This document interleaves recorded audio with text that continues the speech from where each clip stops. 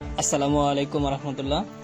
আজকে আমরা mathematics two খুবই গুরুত্বপূর্ণ একটা সাবজেক্ট, কারণ এই সাবজেক্টেই আমাদের এফার্ট বেশি আসে। এই সাবজেক্টটা এত গুরুত্বপূর্ণ সেটা হচ্ছে বলার মতো না। 4 ক্রেডিটের সাবজেক্ট, এখানে 90 মার্কের ফাইনাল পরীক্ষা হয়। আপনাদের মিড টার্ম পরীক্ষা 30 মার্ক হতে পারে অথবা 20 মার্ক। এখানে আপনার 3টা টাইপে ভাগ করে দেওয়া আছে। আংশিক ভগ্নাংশ, এখানে দেখেন আপনাকে প্রথমে বীজগণিতিক দেওয়া আছে, তারপরে আপনাকে এখানে অন্তরীকরণ ক্যালকুলাস দেওয়া আছে, তারপরে আপনাকে যে পার্টটা দেওয়া আছে সেটা হচ্ছে ভেক্টর পাথ, মানে কি আপনারা যেটা হচ্ছে এক কথায় বলতে পারেন যে ভেক্টর। যেমন ভেক্টর বীজগণিতিক আছে, ভেক্টরে ডট গুণ আর ক্রস গুণন আছে, এইটাই। তাহলে এইখানে আমার 15টা অধ্যায় আছে। আপনার যেই পলিটেকনিকই হোক, এইখানে আপনার মিনিমাম প্রথম থেকে আপনার 7 অধ্যায় পর্যন্ত পরীক্ষা হবে।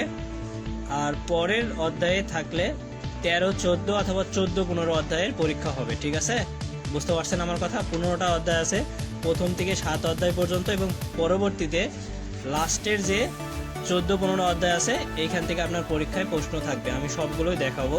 তাহলে আমরা একটু আস্তে আস্তে দেখাই এবং ইম্পর্টেন্টগুলোই দেখাবো। এবং আমাদের যে অনলাইন কোর্স চলমান আছে, দ্বিতীয় সেমিস্টারে সবগুলো সাবজেক্টের অধ্যায়ভিত্তিক ক্লাস করতে পারবেন। এবং ক্লাসগুলো আমাদের হচ্ছে গুগল মিটের মাধ্যমে হবে, যেখানে লিঙ্ক শেয়ার করে ক্লাসগুলো করা হয়। আমাদের পেইড কোর্সে আপনি অংশগ্রহণ করতে পারেন, তাহলে আমাদের ফাইনাল শর্ট সাজেশন ফ্রি পাবেন এবং পরীক্ষার সকল দিক নির্দেশনা পাবেন, এবং আপনার যে শেষে প্র্যাকটিক্যাল পরীক্ষা হবে সেইগুলোতে সম্পূর্ণ সাপোর্ট পাবেন। তাহলে আমরা শুরু করি। প্রথমে যে আমার ম্যাথমেটিক্স টু আংশিক ভগ্নাংশ আছে, এইখান থেকে একটা ম্যাথ অবশ্যই থাকবে, সেইটা হলো, আমি ম্যাথটা সহকারে একটু দেখাবো, সমস্যা নাই। তাহলে একটু দেখি আমরা। প্রথমে আমরা এখান থেকে যেইটা জানবো সেটা হচ্ছে যে আংশিক ভগ্নাংশ কাকে বলে, অতি সংক্ষিপ্ত আসার মতো। তারপরে যেইটা আমাদের পরীক্ষার জন্য খুবই গুরুত্বপূর্ণ সেই ম্যাথটা হচ্ছে এইটা। এখানে একটু দেখবেন, 4 নম্বর ম্যাথটা একটু দেখবেন। 5x - 12 ভাগ x² - 5x + 6, এই টাইপের এই ম্যাথটা থাকতে পারে, অথবা আপনার এইখানকার এই ম্যাথটা থাকতে পারে। একটু খেয়াল করেন, আমি তাহলে বলে দেব। এই যে এইখানে যেটা দেওয়া আছে 6x - 3 ভাগ x + 1 whole square into x - 2, এই দুইটা ম্যাথ খুবই রচনামূলকের জন্য ইম্পর্টেন্ট। আর সংক্ষিপ্ত জন্য আমি প্রথমেই বলছি যে আপনার আংশিক ভগ্নাংশ কাকে বলে এটা পড়বেন, আর এখানে এইটা পড়লে আপনার জন্য যথেষ্ট। আর বীজগণিত অপকৃত ভগ্নাংশ কাকে বলে এটা একটু দেখবেন, তাহলে আপনি এই অধ্যায়ে মোটামুটি সবগুলোই পারবেন। দুইটা ম্যাথই দেখাইছি আমি, এখান থেকে প্রশ্ন কিন্তু থাকবেই ভাই। দ্বিতীয় অধ্যায়ের জন্য আমাকে যেটা খুব ভালোভাবে পড়তে হবে সেটা হলো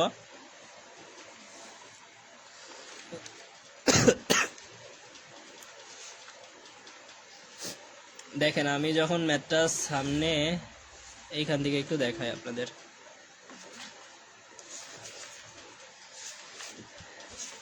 আচ্ছা, আমি দেখাই, যেখানে পেজ আছে সেখানে দেখাই। এই টাইপের একটা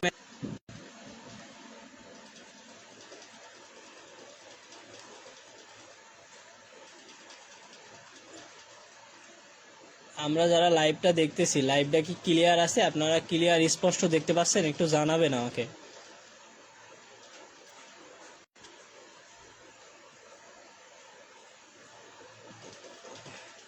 আপনারা যদি একটু জানান তাহলে আমার জন্য সুবিধা হবে, আপনাদের একটু হেল্প করার। আমি বললাম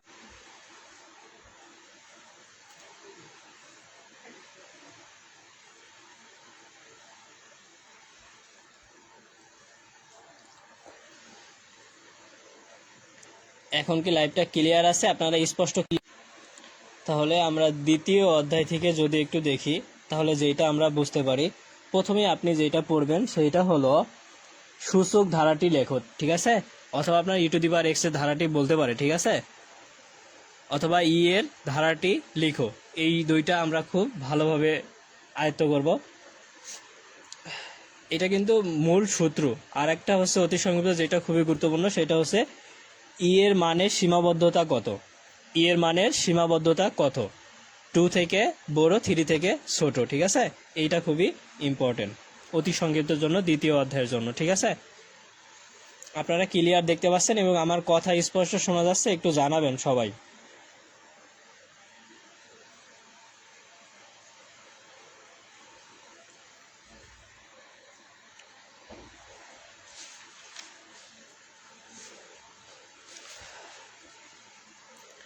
আর দ্বিতীয় অধ্যায় থেকে যে প্রশ্নটা এখান থেকে পড়বেন সেটা হলো,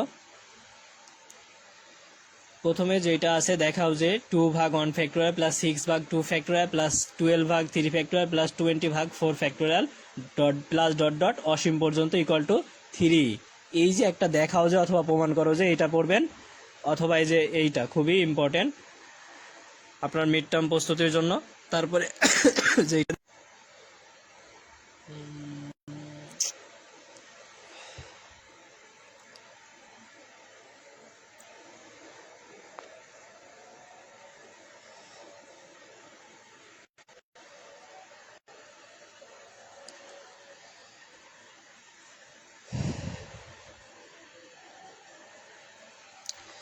এইখান থেকে আপনারা এইটা দেখবেন, 1 প্লাস 2 ভাগ 1 ফ্যাক্টোরিয়াল প্লাস 3 ভাগ 2 ফ্যাক্টোরিয়াল প্লাস 4 ভাগ 3 ফ্যাক্টোরিয়াল। এই প্রশ্নটা খুবই গুরুত্বপূর্ণ। তাহলে দ্বিতীয় অধ্যায়ে আমরা এই যে 4টা ম্যাথ দেখলাম, এইটা দেখলেই ওকে। এখন যদি আমরা তৃতীয় অধ্যায় থেকে দেখি, তাহলে যেইটা আমরা দেখব, আমি একটু সহজ করে আপনাদের বলি। প্রথমে যদি একটু পড়েন, সূত্রগুলো পড়ে পরে ম্যাথগুলো করলে আমাদের জন্য কিন্তু সহজ হয়। তাহলে এইখান থেকে আপনার যেটা খুবই ইম্পর্টেন্ট সেটা হলো,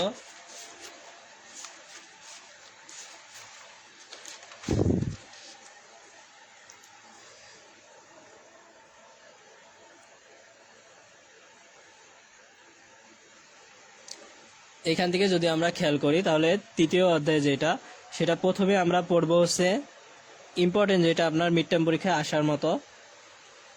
এই যে 5 নম্বর এখানে দেওয়া আছে, 1 প্লাস এক্স টু দি পাওয়ার 100 এর বিস্তৃতিতে কততম পদটি মধ্যপদ হবে, এটা পড়বেন। আর একটা হলো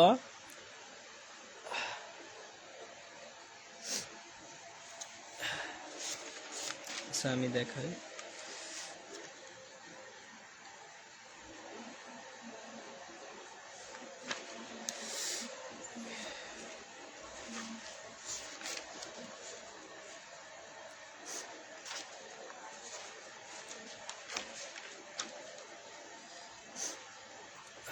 রচনামূলকের জন্য এই ম্যাথটা খুবই গুরুত্বপূর্ণ। দেখাও যে 1 minus 4x to the power minus হাফের বিস্তৃতিতে আর প্লাস অন্তঃপদটির মান এত, এইটা পড়বেন। এটা যদি কেউ না পড়তে পারেন তাহলে এটা বাদ রাখতে পারেন আপাতত, ঠিক আছে?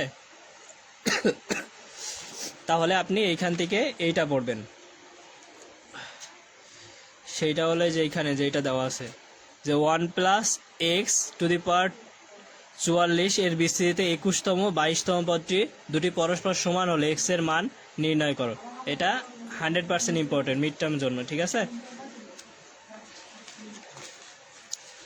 এবং আপনি এইখান থেকে আর একটা প্রশ্ন যদি দেখেন, যদি দেখতে চান, এইটা দেখতে পারেন, 1 প্লাস এক্স টু দি পাওয়ার 12 এর বিস্তৃতিতে মধ্যপদের মান নির্ণয় করো। এতটুকু পড়লে আপনার জন্য যথেষ্ট হবে, ঠিক আছে?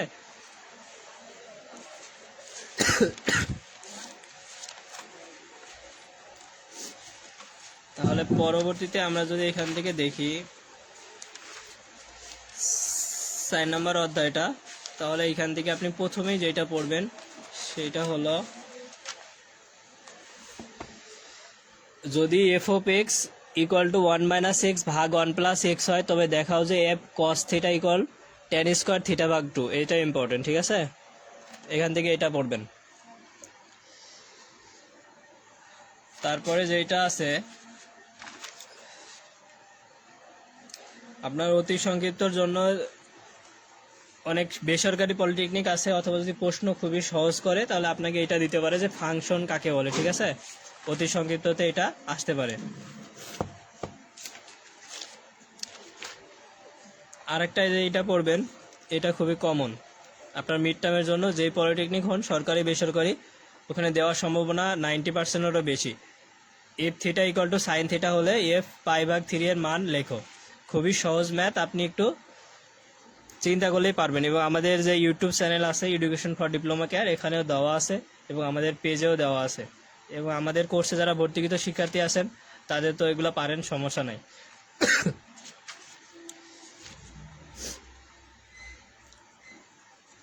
আচ্ছা, এখান থেকে আমরা আর এই টাইপের একটা ম্যাথ কনফার্ম থাকবেই, জন্য আমরা এই ম্যাথটা একটু দেখে যাব। F of x equal two tan x হলে এফ এন ভাগ 2 অথবা এটা হচ্ছে পাই ভাগ 2 এর মান কত।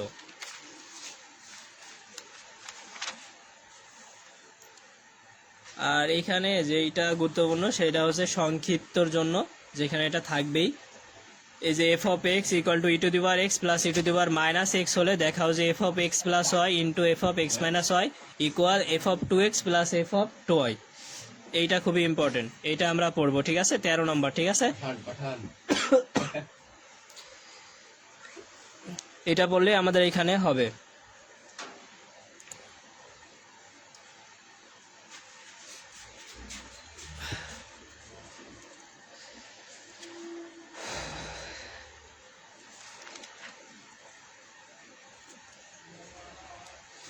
তাহলে আমার 4 নম্বর অধ্যায়ে আমরা যদি জাস্ট এইগুলো দেখি তাহলে আমরা কমন পাবো।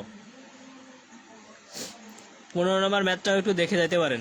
F of x log sine x equal to phi x log cos x হলে দেখাও যে এটা সমান এইটা। এখন 5 নম্বর অধ্যায়ে আসি, খুবই সহজ অধ্যায়, লিমিট সীমার অধ্যায়। এইখানে আপনি যেটা পড়বেন সেটা হলো এই ম্যাথটা দেখবেন, আসার সম্ভাবনা বেশি। যে limit x tends to a x to the power 5 ভাগ 2 minus a to the power 5 ভাগ 2 ভাগ রুট এক্স মাইনাস রুট এর মান নির্ণয় করো। এটা খুবই ইম্পর্টেন্ট। তারপরে আপনার আসার মতো যেটা সেইটা হলো এখান থেকে অতি সংক্ষিপ্ততে যেটা আমি মনে করি সেটা হলো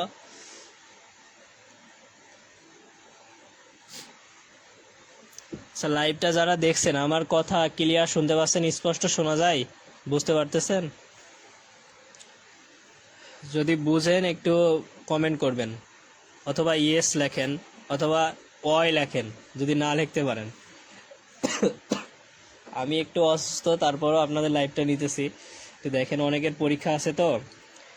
তাহলে আমরা এখান থেকে যেটা দেখবো এখানে ইম্পর্টেন্ট যেটা limit x tends to a x to the power n minus a to the power n ভাগ এক্স মাইনাস এর মান নির্ণয় করো।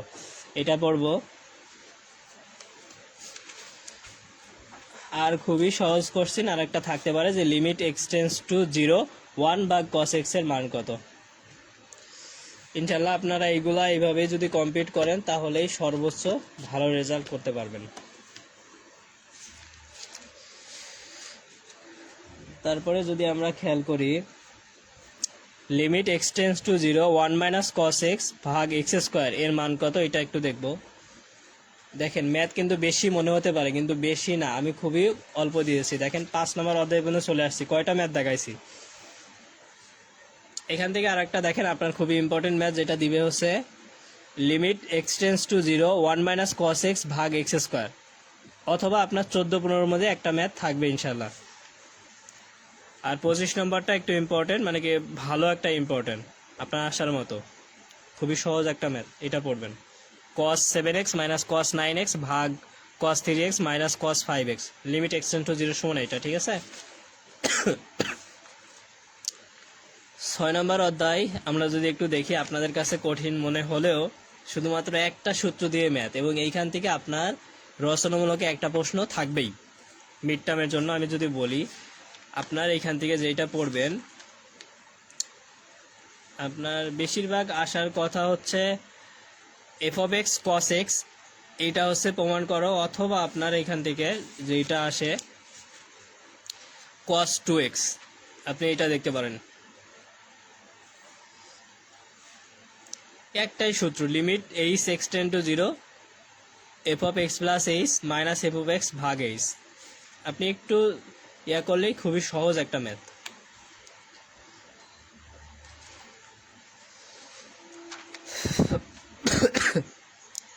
তাহলে এইখান থেকে আমরা যেটা দেখব সূত্রগুলা, d by dx log a x সমান সমান কত, অতি সংক্ষিপ্তের জন্য ইম্পর্টেন্ট। তারপরে আপনার d by dx root x, খুবই ইম্পর্টেন্ট, এটা আসতে পারে। আমি আগেই বলে দিয়েছি সংক্ষিপ্ত রচনামূলকের জন্য ওই যে সাইন 2x খুবই ইম্পর্টেন্ট, এটা দেখবেন ইনশাল্লাহ এখান থেকে আপনার আসবে। 7 নম্বর অধ্যায়ে আমি প্রথমেই বলবো, রিকোয়েস্ট করব এই সূত্রগুলো একটু পড়বেন সবাই। দেখেন আমি যেগুলো দাগানো আছে, d/dx log ex 1/x, sin x থাকলে cos x, tan x থাকলে sec স্কয়ার x, এগুলো অন্তত পড়বেন অথবা একটু স্ক্রিনশট করে নিতে পারেন।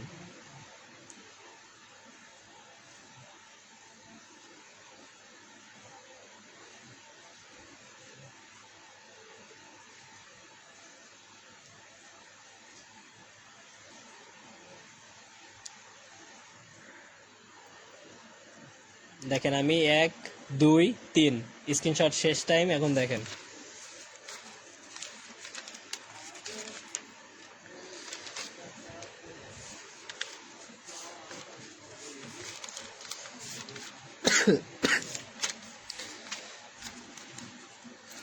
এই অধ্যায় থেকে আমি মাত্র একটা অতি সংক্ষিপ্ত দিব আর একটা রচনামূলক দিতে পারি। দেখেন সেটা হচ্ছে আমরা এখান থেকে যেটা পড়বো d/dx uv এর সূত্রটা কি, অথবা এটা পড়বো আমরা,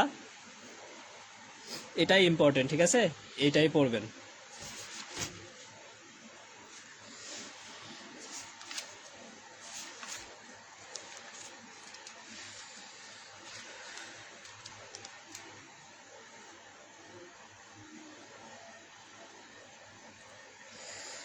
আর একটা ম্যাথ ইম্পর্টেন্ট খুবই, সেটা হচ্ছে এইটা পড়বেন 1 + sin x ভাগ 1 - sin x,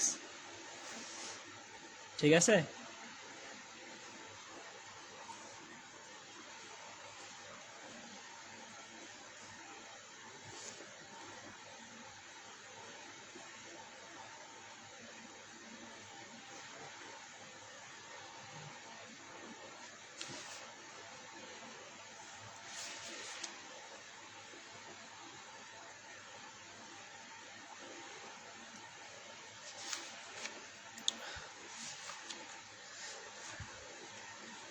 আপনি এতটুকুই পড়েন তাহলে যথেষ্ট।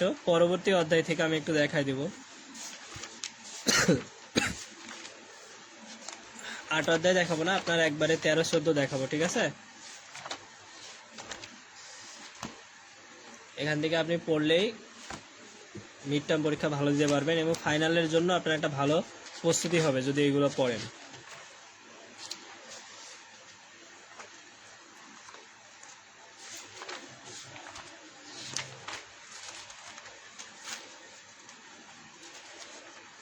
আচ্ছা, আমি 3টা অধ্যায়েরই একটু দেখাবো ভাই, একটু কষ্ট করে দেখেন, আপনারা এখান থেকে উপকৃত হবেন, ঠিক আছে। একটু দেখেন, সেটা হলো আমাদের যে ভেক্টর আছে 13 নম্বর অধ্যায় থেকে যদি আমরা দেখি এখানে, তাহলে যেটা দেখতে পাই, আমার কথা একটু শুনতে পাচ্ছেন, একটু জানাবেন প্লিজ, যারা আছেন একটু জানাবেন যে আমার কথাটা স্পষ্ট শুনতে পাচ্ছেন কি এবং স্পষ্ট দেখা যায় কি।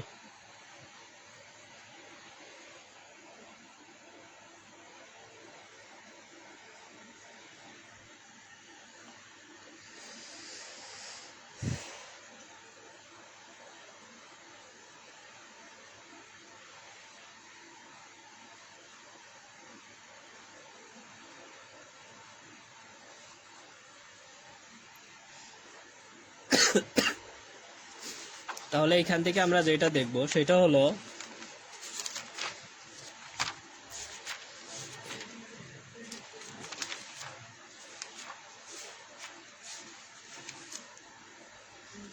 আমরা এই ম্যাথটা একটু দেখব, ঠিক আছে। 10 নম্বর যে উদাহরণের ম্যাথটা আছে এটা দেখব। একটা এ ভেক্টর দেওয়া আছে, একটা বি ভেক্টর দেওয়া আছে, এর লব্ধি সমান্তরাল একক ভেক্টর নির্ণয় করো।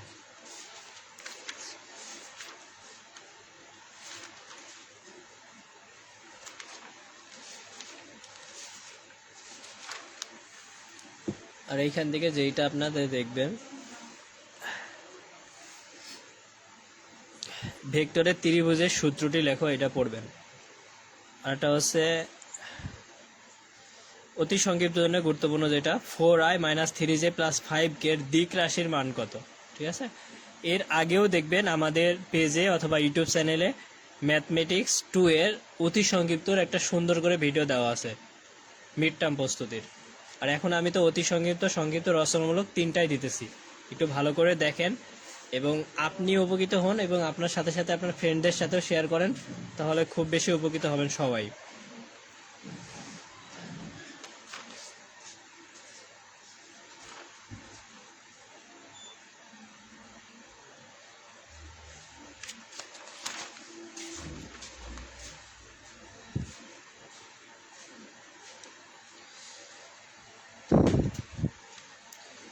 এখান থেকে সংক্ষিপ্তর জন্য আপনি এইটাও একটু দেখে যাবেন। 7 নম্বর যে ম্যাথটা আছে, এ ভেক্টর একটা দেওয়া আছে, বি ভেক্টর দেওয়া আছে, লব্ধি ভেক্টরের সমান্তরাল একক ভেক্টর, এটা একটু দেখবেন। আর 9 নম্বরটা একটু বেশি ভালো করে দেখবেন। আশা করি আমার কথা আপনারা বুঝতে পারছেন।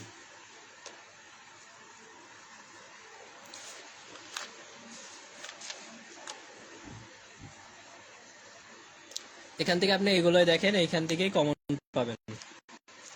আর যদি পড়তে চান এটা একটু পড়তে পারেন। প্রমাণ করো যে একটা ভেক্টর দেওয়া আছে আর একটা ভেক্টর দেওয়া আছে, তিনটা একটা সমকোণী ত্রিভুজ উৎপন্ন করবে। তাহলে এই আমার 13 নম্বর অধ্যায় শেষ। 14 নম্বর অধ্যায়ে আমরা যদি দেখি, খুবই গুরুত্বপূর্ণ যেটা টপিকস, সেইখানে আপনার প্রথমে যে ম্যাথটা আমি যদি দেখাই, তাহলে এই ম্যাথটা একটু করবেন।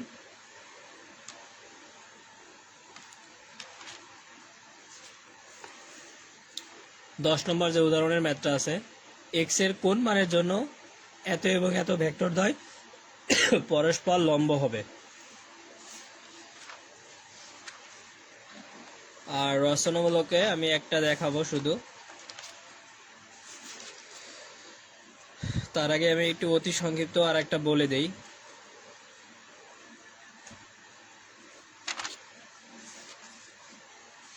আচ্ছা, এইটা একটু দেখেন যে দুইটা ভেক্টরের ডট বা স্কেলার গুণের জ্যামিতিক ব্যাখ্যা করো। এটা ইম্পর্টেন্ট, ইনশাল্লাহ আসার মতো। আর আমি যেটা দেখাইছি ওইখান থেকে পড়লে আপনার এই অধ্যায়ে আর সমস্যা হবে না। আর রচনামূলকের জন্য আপনি শুধু এই ম্যাথটা একটু দেখবেন। একটা রম্বসের কর্ণদ্বয় 3i - 4j - k এবং 2i + 3j - 6k হলে দেখাও যে তারা পরস্পর লম্ব এবং রম্বসের বাহুর দৈর্ঘ্য এদের অন্তর্ভুক্ত কোণ নির্ণয় করো। খুবই সহজ ম্যাথ, একবার আপনি ভালো করে চেষ্টা করলেই পারবেন।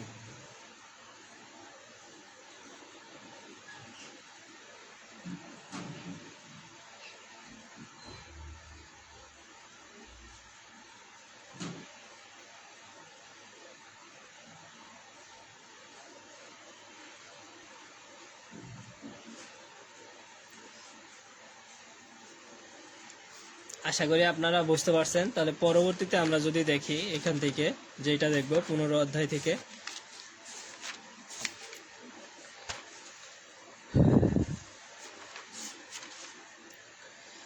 দেখেন আপনি কিন্তু প্রথমেই 15 অধ্যায় যাবেন না, আমি যেভাবে দেখালাম 13, 14, 15 এইভাবেই পড়বেন, তাহলে সহজ হবে। 15 অধ্যায় অতি সংক্ষিপ্ত যদি আমি একটা দেখাই, তাহলে দেখেন এখান থেকে যেটা পড়বেন,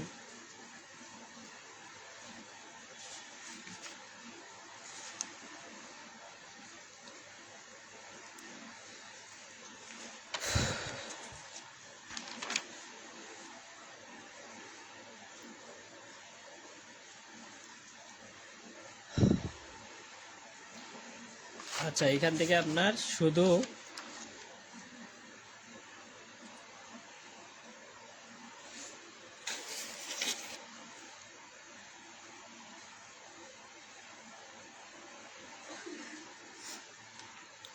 এইটা দেখবেন।